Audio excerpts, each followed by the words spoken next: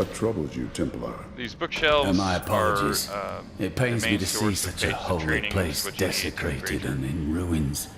We will upgrade your purify it. crafter, so you'll see me farming all those, but I skip a lot of those things because gold isn't interesting to me right now. Items, there's pretty much no item that can compete with the crafter's items, so there's nothing much to look for.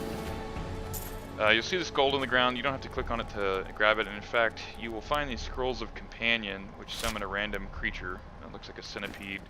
You can find anything from bunny rabbits to pigs, chickens, beetles, snakes, and they will run around grabbing gold for you, making it that much easier. I suspect that eventually they'll make these passive companions something that you summon. You can pick one or something like that. I mean, the scroll, it's not cumbersome, but it's strange. It's like, why would you create an inventory item that takes up space just to have a passive companion that runs around picking up gold? So I suspect that maybe even as a reward, or okay, you beat act whatever, so now you have access to these companions, something like that. I can see that in the foreseeable future.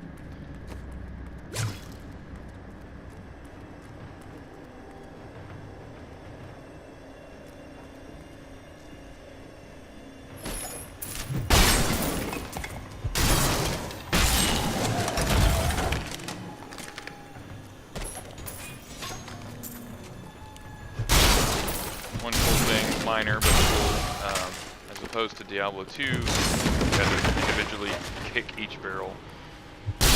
Now cleave attacks will destroy whole groups of barrels, making that a lot less annoying.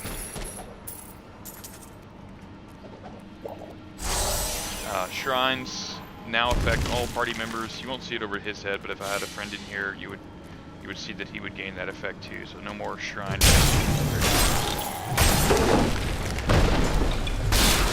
Shrines are infinitely more upfront about what they do rather than just saying combat shrine. I mean, everybody knows that increases your melee effectiveness, but it's not my time in to this die. case it tells you, okay, your attack and critical rate, and you can see that my critical rate went from 3 to 28. Big effects, and they tell you what's going on. One shrine that doesn't work is the experience. I'm not sure if that was on purpose or not, but it's not a big deal. Just a beta bug.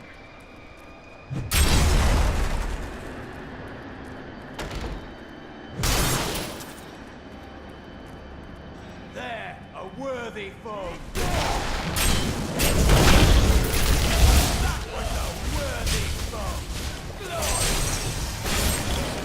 You might notice that when I attack, I have quite a bit of health coming back to me. Well, not an extreme amount, but enough to keep my health topped off. The reason for that is there's a passive skill that I got unlocked at level 10 called Bloodthirst that provides a passive 10% life leech. Very helpful. A little more helpful than this, I found. Gonna look forward to testing out the level 12 and 13 ones that I'll be getting soon enough. Let's take a look at the overhead map. It's not quite the same perspective as Diablo 2, but it does give you a really good view of what's going on around you. I don't find myself looking at the mini map as much as I did in Diablo 2, but it's useful when you need it.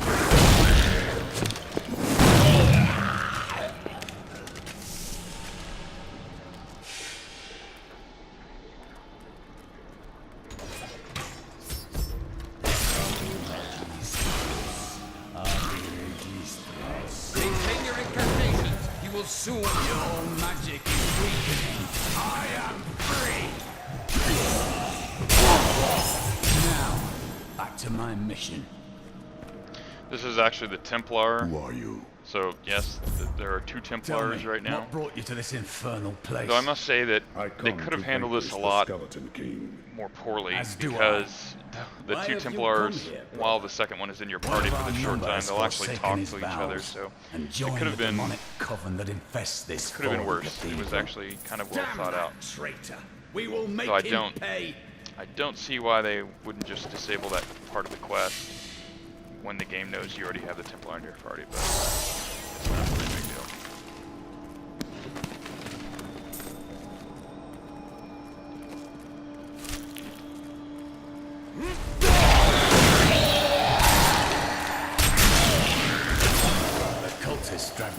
this glowing pit? What made it? I am here to find out.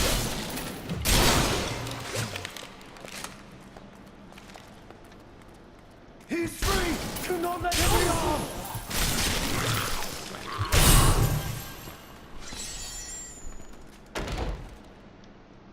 Now I understand. You wear the armor of a Templar. Tales of Templar prowess have reached even my distant lands. If it is the Skeleton King you seek, then you will have to fight your way past Jondar. There is no reason Okay, now we you can should see I hunt picked alone. up about 10 items already, but I still have quite a bit of inventory Together we space. fight. What I've discovered is a good idea is to use the Nephilim Two will Cube bring it to its knees. salvage the magical items, the ones in blue, and just sell with the Cauldron of Jordan the other items. And speaking of which, both of these, you click on them to use them. You can either click and then use it one at a time, or you can click, hold down Shift key, and do multiple at a time. The reason I do that is because I already have large stockpiles of common scrap, and the magical items will produce the subtle essence, which come from salvaging magical items only, and a common scrap. You really don't need a whole lot of common scraps. You actually need more than the subtle essences for crafting, but you'll end up with so much. Through my various playthroughs of this, it seems true every time. Black magic Better bars our to way. use the common But the items, will of a Templar is gold, stronger. and the other ones for salvage. You were a Templar, Jondar. This is some How sort could of you minor succumb mini-boss. to this coven? Nothing to Please worry about. forgive me. My vision was clouded by the Coven's evil magic. Betrayal can never be forgiven. Thank you for your aid. I will go You'll also with you on notice your hunt that for the Skeleton King. Magical There is one items do not condition. need to be identified. If we find in the this game. sacred It's a really tomes big, of my order, shift They from are the last mine. game. Agreed. then onwards we go to fight.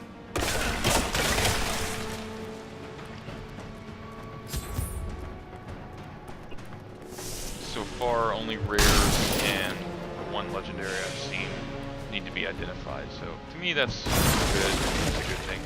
Let me take this moment to show you just how good the utility of leaping attack is. Unfortunately, it's very underpowered right now, and hopefully they'll increase the damage, especially since the cooldown is 10, and it generates 10 fury, which is a good opener, but it's not like game changing.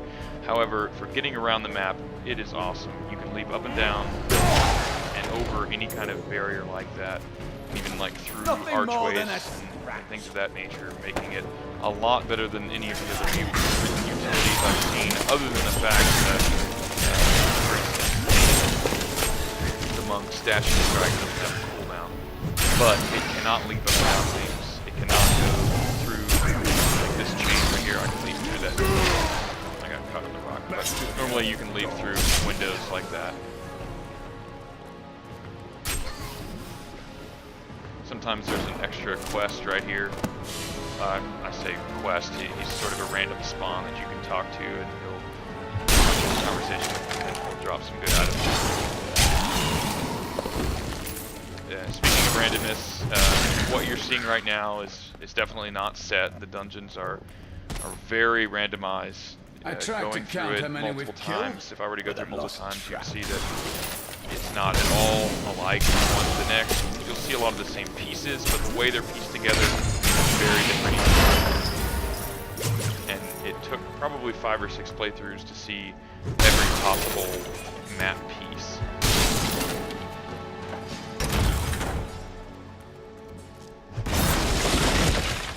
Okay, here.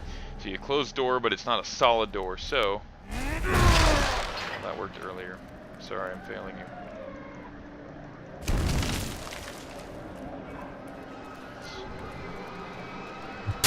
Try that again. Okay, you can leap through archways like this, even ones that are chained, but not completely solid. That's very similar to Diablo 2, where you can make attacks leap through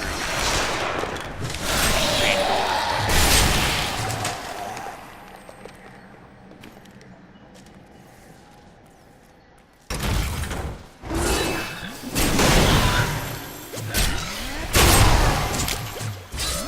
I will not be denied. Okay, that's the first time it happened. You saw that little pop-up right there. It's kind of strange in function. It's helpful because it will provide bonus experience and whatnot, but performing certain actions, since that time X number of monsters within a certain time frame, performing certain actions like that will earn you combo bonuses. That provide, basically, so far, they've only provided experience bonuses. I don't know why. Glorious development. I don't know why they chose to really throw it out there in such an overt fashion. You know, it feels a little more arcade game-like, if you ask me, when you do it like that, but it's not really a big distraction. It's kind of weird when you're plowing through a set of monsters, and as soon as you get done, it says, new record, you killed 33 enemies. It's like, okay. I could have lived without that. You'll see monsters that appear in lots of different ways. These guys are climbing up barriers. You'll see skeletons knocking down crypt doors and crawling out of crypts. They've definitely put a lot of thought into how monsters come onto the screen. Very impressed with that so far. Okay, let me choose my new skill. I want to try out Revenge. Activated upon taking damage.